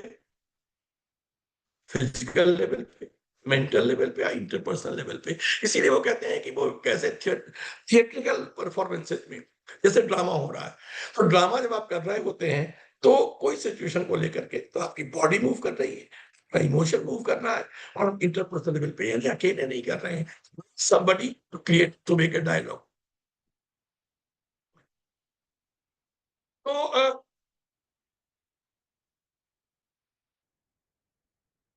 दूसरी बात, कि आप जब क्रिएटिविटी में इन्वॉल्व होते हैं, क्रिएटिव परसूट्स में लगते हैं, देखिए क्रिएटिव परसूट और क्रिएटिविटी में फ़र्क होता है। क्रिएटिविटी कहते हैं तब जब आप सचमुच कोई नोवेल और यूज़फुल प्रोडक्ट क्रिएट करते हैं। क्रिएटिव परसूट क्या है कि आप एक नई चीज़ को एक्सप्लोर करने का, चाहे वो म्यूज़िक हो, आर्ट हो, जो भी क्रिएटिव कंपोनेंट्स हैं सोसाइटी में, उनमें आप अपने को इंडल्ज करते हैं, इन्वॉल्व करते हैं, उसको परस्यू करते हैं, तो वो भी आपके लिए उतना ही हेल्पफुल है। बहुत ही 20 साल का रेट्रोस्पेक्टिव रिव्यू है, वर्ल्ड हेल्थ ऑर्गेनाइजेशन ने करवाया था और उसका ये उसमें करीब 4000 रिसर्च पेपर्स का निचोड़ है और उसमें ये बात आती है कि क्रिएटिव सूट्स भी जो हैं, वो हमारी पर्सनैलिटी को मॉडिफाई करते हैं और वो हमारे लाइफ को बेटर करते हैं और वो हमारी एंग्जायटीज़ को सॉल्व करते हैं और वो हमारे इंटरपर्सनल रिलेशनशिप को इम्प्रूव कराते हैं। आखिरी बात जो कह रहा हूँ क्रिएटिव परसूट में वो ये कि जब आप क्रिएटिव परसूट में लगते हैं तो क्या होता है? You find your authentic self. आप रियली हैं क्या? आप में क्या गड़बड़ी है, क्या अच्छाई है, वो आपके सामने होता है। दूसरी चीज़, क्योंकि जब आप फ़ोकस कर रहे होते हैं और वहाँ आप होते हैं सिर्फ़, कोई नहीं होता है। वहाँ पे एक प्रोसेस होता है, एक मेथड होता है, एक आर्ट फॉर्म होता है, आप होते हैं। फिर जब आप करना शुरू करते हैं तो there is a positive focus. आप फ़ोकस्ड हो जाते हैं कि हमको ये काम को करना है, तो आपके अंदर पॉज़िटिव फ़ोकस इनकलकेट होता है। जब आप थोड़ी बहुत सफलता पा लेते हैं, तो you enter in a state of flow. और स्टेट ऑफ फ्लो या स्पॉन्टेनिटी जिसको कहते हैं मोरेनो, ये इतनी शानदार चीज है कि आप सोच के देखिए कि जब सचिन तेंदुलकर बैटिंग कर रहा होता है तो बॉलर बॉल और जो छक्का जड़ा जा रहा है सो ऑडियंस सब एक फ्लो में होते हैं, और कुछ नहीं होता है, वहां सिर्फ गेंद होती है और काम चल रहा होता है। और उसके बाद आप जो भी बना के रन निकलते हैं 150, आप उसके बाद खेलने वाला, देखने वाला, बॉलर सब एक खास तरह के फ्लो से जब निकलते हैं तो उनको एक तरह का इनर सेटिस्फैक्शन होता है और वही हार जीत की तकलीफ को भी कम करने वाला होता है, क्योंकि आपने उस फ्लो को एंजॉय किया है। जो फ्लो को एंजॉय नहीं करते हैं वो स्ट्रेस में होते हैं। तो क्रिएटिव परसूट्स बड़ा इंपॉर्टेंट है। मेरा ख्याल है कि एक क्रिएटिव परसूट्स पे भी कुछ आपके यहाँ टॉक है, कुछ देखा था उसमें प्रोग्राम में। आई थिंक वो ज़्यादा अच्छे से आपसे बात करेंगे, तो ज़्यादा चीज़ें खुलेंगी उससे। और finally take home points, relationship is a rule, ये कोई एक्सेप्शन नहीं है। इनबिल्ट कुछ मनुष्य के भीतर, कुछ सिस्टम के भीतर, कुछ समाज के भीतर, कुछ दुनिया के भीतर। इसलिए जजमेंटल होने की ज़रूरत नहीं है कि बच्चे बिगड़ रहे हैं, हमें थोड़ा केयरिंग होना है और हमें उनको हेल्प करने की कोशिश करनी है। पीसी मॉडल ये लास्ट होम पॉइंट है। कम्युनिकेट, कम्युनिकेशन ज़रूरी है, काउंसलिंग एंड क्रिएटिव परसूट्स। ये 3 चीज़ें अगर कैंपस में हम लोग उपलब्ध करा पाएँ, किसी भी तरह से, अपने कॉलेज के रिसोर्सेज़ से या फिर अपने एफर्ट से, तो मेरा ख्याल है कि चीज़ें बहुत बेहतर हो सकती हैं। Thank you very much. मेरा ख्याल है कि हम लोग ये अब इसको हटा दें शेयरिंग को, जी जी। तो हाँ, आप हाँ जी, हटा दें जी। हाँ, हटा दे रहा हूँ मैं और वो लोग संवाद में आ जाते हैं। क्वेश्चंस जी कोई अगर नरेट करें या क्वेश्चंस मुझे कहाँ है तो मैं उस वहाँ से जवाब दे दूँ। क्वेश्चंस बहुत आ रहे थे, मैं देख रहा हूँ कहाँ है। क्वेश्चन काफी आ रहे हैं और मैं उसमें कुछ रिस्पॉन्ड कर लूँगा। जी जी। टाइम तो है क्या अभी? टाइम 10 मिनट है हमारे पास। ठीक है, बढ़िया। 10 मिनट हमारे पास है, तो मैं चाहूंगा कि संक्षेप में जो प्रश्न आपने लिखा है आप हैंड रेज कीजिए और यहाँ पूछिए। हम 2 या 3 प्रश्न ले सकते हैं। इतना शानदार ये व्याख्यान प्रस्तुति रही है कि अ, हम लोगों के लिए, खास करके जो अध्यापक हैं और जो बच्चों के बीच रहते हैं, तो हमारे लिए तो ये काम की चीज थी ही। मैं तो चाहूंगा कि सर जब आएंगे तो एक लेक्चर हमारे बच्चों, अगस्त में बच्चों के बीच भी ये प्रस्तुति हो जाए। आ, आपने कहा कि प्यार करना चाहते हैं लेकिन दर्द नहीं उठाना चाहते हैं। वो गालिब ने कहा था कि ये इश्क नहीं आसान, बस इतना समझ ली जाए आग का दरिया है और डूब के जाना है। तो मैं कहता हूँ सर कि आजकल के बच्चे कूद के जाना चाहते हैं, तो ये तो समस्या है ही।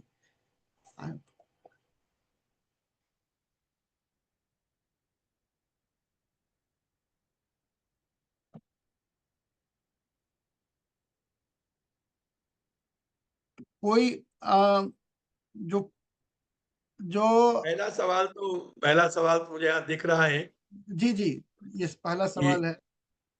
एक दिन मुझे दिख रहा है, मैं देख रहा हूँ चैट बॉक्स में, मैं घुस गया हूँ। ठीक है ठीक है, अ, इसको अब उसको मैंने अब उसको आगे इन डेप्थ डिस्क्रिप्शन तो फिर अलग जाएगा, जितना जा जी सकता था इसमें 1 घंटे में इससे ज्यादा मुश्किल है।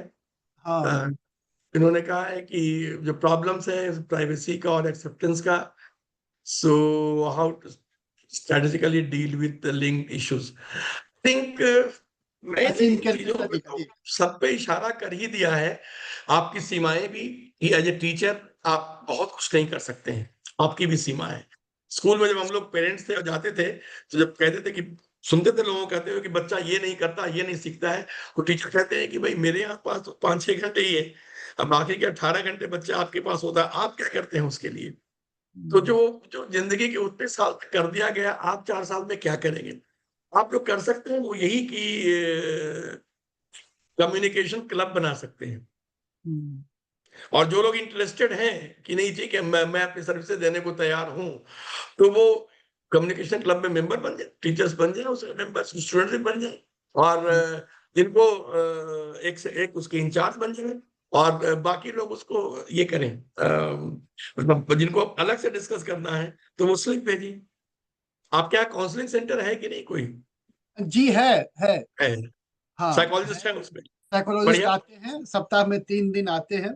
बढ़िया। और हम देखते हैं कि बच्चे काफी इंतजार करते हैं उनका आजकल। हाँ, तो इम्पोर्टेंट ये है कि लेकिन अगर आप लोग एक कम्युनिकेशन क्लब बनाते हैं तो जी, बड़ा इम्पोर्टेंट है। ये सर, ये आपने जो कहा मैं तभी से सोच रहा हूँ कि मेरे प्राचार्य जी तो बस इनको communicate, communicate, counsel and create, create, जो 3 सी मैंने कहा ना, कम्युनिकेट टीचर्स आप खुद कर सकते हैं, और वो बड़ा आसान है आपके लिए, वो इतना कठिन नहीं है। तो कम्युनिकेशन बड़ा इंपॉर्टेंट है, वो कर सकते हैं। कम्युनिकेशन क्लब अगर आप बनाते हैं, और जिनका कम्युनिकेशन, थोड़ा कम्युनिकेशन पे कुछ चीजें ढूंढ के पढ़ सकते हैं टीचर्स, और पढ़ करके कम्युनिकेशन मेथड्स पे आप बात कर सकते हैं, तो वो बहुत हेल्पफुल रहेगा।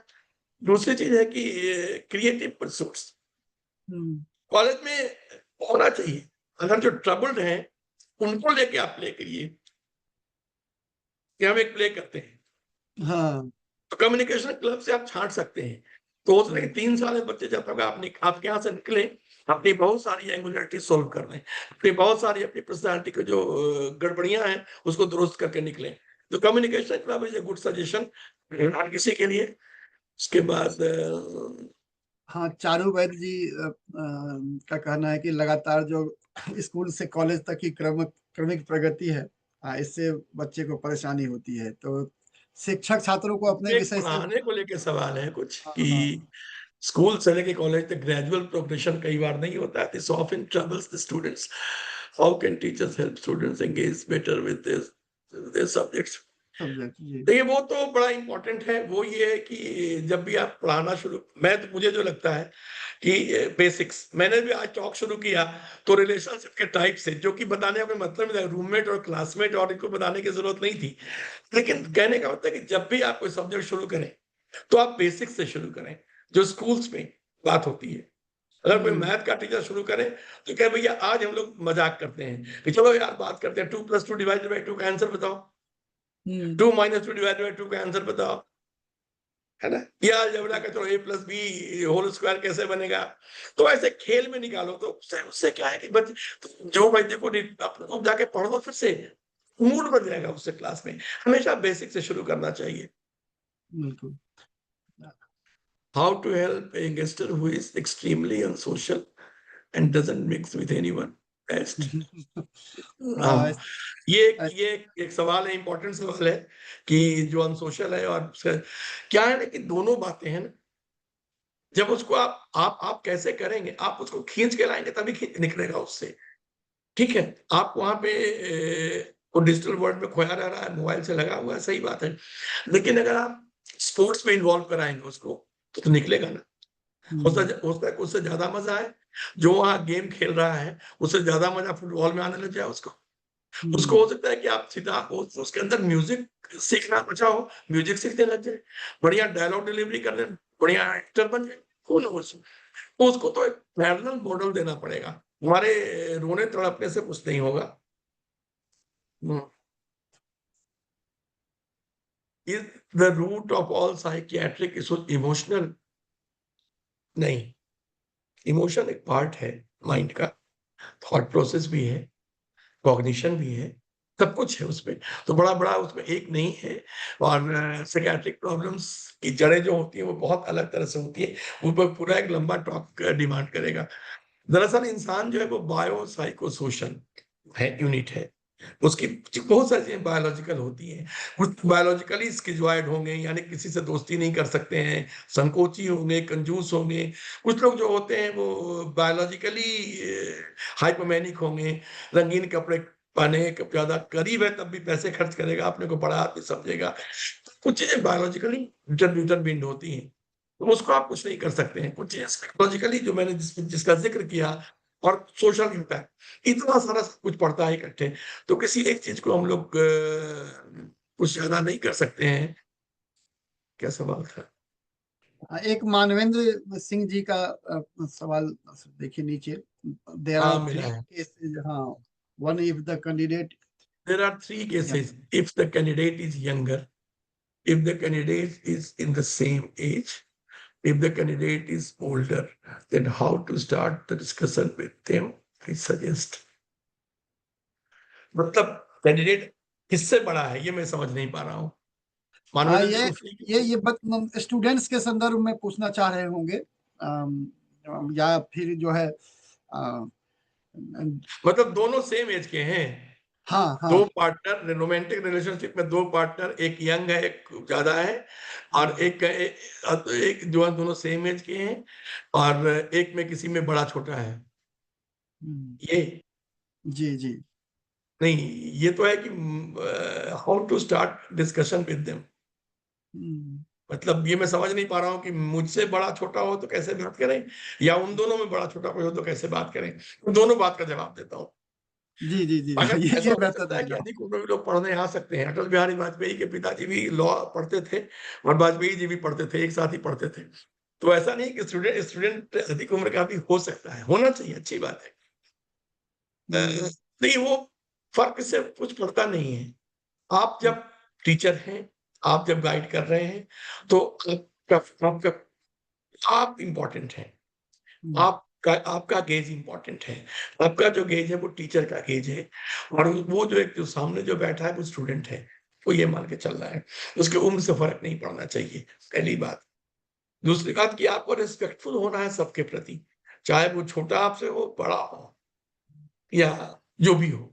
आप एक ऐसा लैंग्वेज इस्तेमाल करेंगे जो सम्मान दे उसको, स्पेस दे, और उसको इतनी इंटीमेसी दे कि वो अपनी बात कह सके। तो ये तो हुआ आपके और उनके बीच। अगर दोनों में एक बड़ा छोटा हो, तो क्या है कि रिलेशनशिप में तो बड़ा छोटा का मामला होगा ही।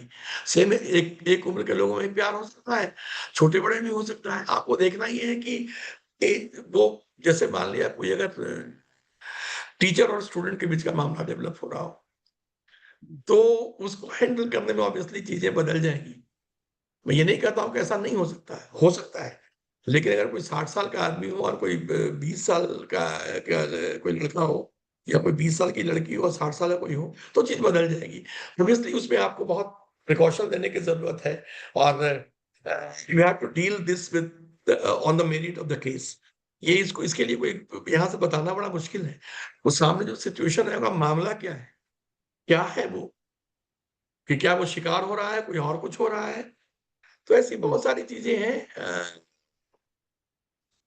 How to increase happiness hormones के लिए तो मैंने जो 3C कहा, कम्युनिकेट करिए, और उसमें 2C काम आएगा, क्रिएटिव परसूट पे इन्वॉल्व कीजिए, और स्पोर्ट्स एक्टिविटी। इसके अलावा नेचर से कांटेक्ट, बहुत ही प्रूवन है इसका।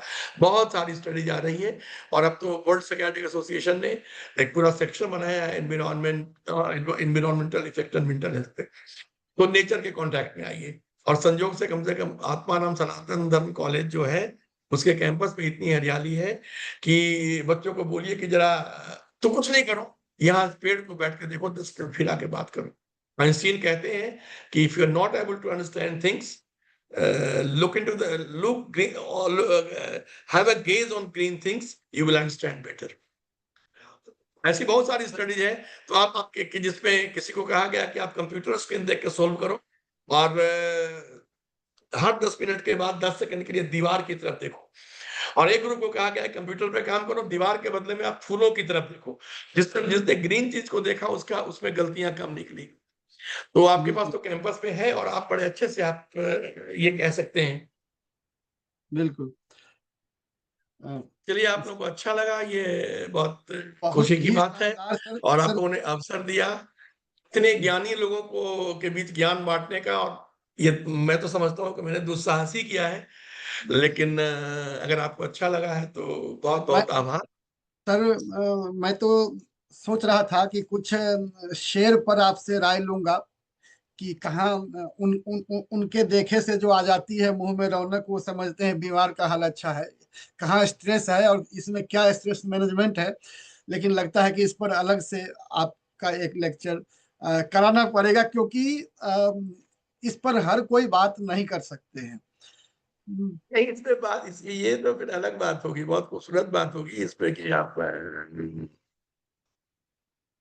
ये तो बड़ा ही नॉन वायलेंट किस्म की चीज है ना, इससे अच्छा प्यार तो कुछ हो ही नहीं सकता है। बिल्कुल बिल्कुल। मैं आपको बताऊं कि कई बार टीचर्स आते हैं जी। हमारे पास और एक रिटायर्ड टीचर मुझसे मिले थे एक बार। उन्होंने कहा कि और कुछ तो नहीं, लेकिन जब से घर रिटायर होकर घर आ गया हूँ हम्म। मन नहीं लग रहा है, डिप्रेशन में हो गए। तो जब आप फायदा नहीं करे, मैंने पूछा कि कुछ पूछा, तो उन्होंने कहा कि हाँ क्या मिस करते हैं। तो उन्होंने कहा कि ये करता हूँ ये करता हूँ। उन्होंने कहा कि और कुछ करते हैं। तो वो शर्मा गए। उन्होंने कहा कि हमारे यहाँ एक कलीग थी, मैं उनको बहुत मिस करता हूँ। उनके रिलेशनशिप कोई रोमांटिक था? बोला बिल्कुल नहीं, लेकिन बस मिस करते हैं। कीजिएगा। बहुत बहुत धन्यवाद सर। आपने बस हमारे आमंत्रण को स्वीकार कर लेते हैं। हमारे प्राचार्य प्रोफेसर ज्ञानतोष कुमार झा जी ने स्पेशली कहा था कि मेरी तरफ से सर को धन्यवाद दीजिएगा, और मेरी पूरी टीम की तरफ से धन्यवाद। ये 11वां दिन है और आप जैसे लोगों के जुड़ने से ही ये हमारा सफल हुआ है। कल अरुणा ब्रोटा जी जुड़ी थी, आनंद प्रकाश जी जुड़े थे। तो आप जैसे लोग जब जुड़ते हैं तो हमारा जो ये कार्यक्रम है ये सफल हो जाता है। पुनः पुनः धन्यवाद सर। आभार, बहुत बहुत आभार। Thank you. Thank you sir, thank you.